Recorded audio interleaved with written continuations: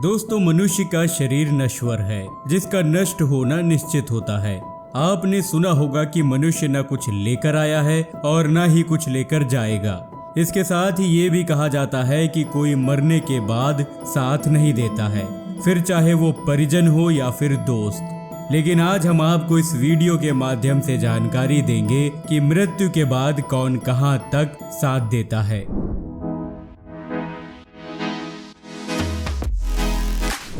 दोस्तों, आपने कई बार ये सोचा होगा कि आपका किसी अपने के इस दुनिया से चले जाने के बाद उसका साथ छूट जाएगा, लेकिन हम आपको बता दें कि कुछ पल ऐसे भी होते हैं जहां तक कि उस मृत व्यक्ति का साथ जुड़ा हुआ होता है। मान लीजिए कि अगर किसी स्त्री के पति की मौत होती है तो उसका मृत शरीर शमशान ले जाया जाता है। तब पत्नी को समाज दरवाजे पर ही रोक देता है, उसको बाहर निकलने की इजाजत नहीं होती। यानी पति की मौत के बाद पत्नी का साथ सिर्फ दरवाजे तक ही होता है, वहीं आगे उसके पुत्र का साथ शमशान तक ही रहता है। पिता की मृत्यु के बाद पुत्र उसकी चिता को आग लगाते हैं और उनका भी साथ खत्म हो जाता है। आगे मृतक के दोस्त, साथियों और पड़ोसियों का साथ सिर्फ अंतिम यात्रा तक ही होता है, जिसके बाद सिर्फ दिलों में यादें रह जाती हैं। बाकी हर प्रकार के साथ यहीं छूट जाते हैं। इसके अलावा जिन लोगों को अपने पैसे पर घमंड रहता है, मरने से पहले इसका साथ भी अस्पताल तक ही रहता है। दोस्तों, अब जानते हैं कि मृत्यु के बाद क्या साथ जाता है।